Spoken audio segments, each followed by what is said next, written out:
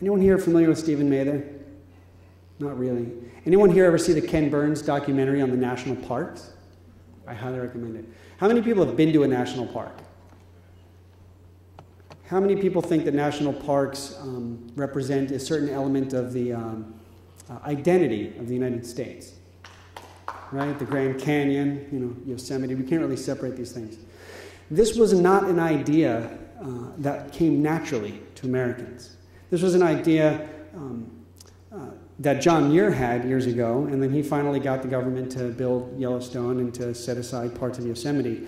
But no one could access these parks. It wasn't part of the public consciousness. Then along came a businessman, Stephen Mather, and he said, we have these beautiful places that we're setting aside for people to recreate, to rediscover themselves, to rediscover a sense of self through a connection to place. And he was the guy who took this incredible idea and built the infrastructure to help people get to the national parks. There weren't any roads. There wasn't a sense of what to do once you got there.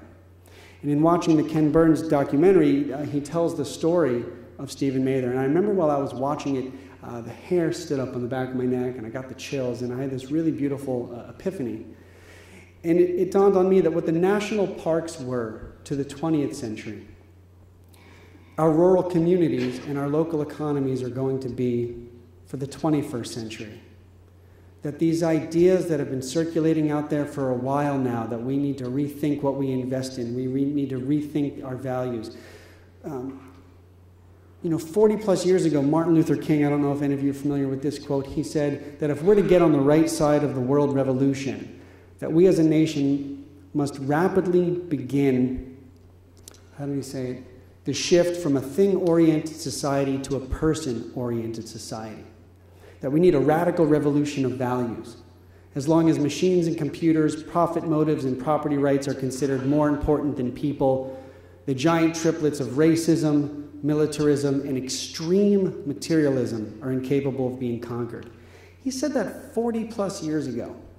And I think that what's happening is we're seeing not only have we achieved this radical revolution of values, but we're now engaging in this radical revolution of action, and that's what the entrepreneurial spirit is about.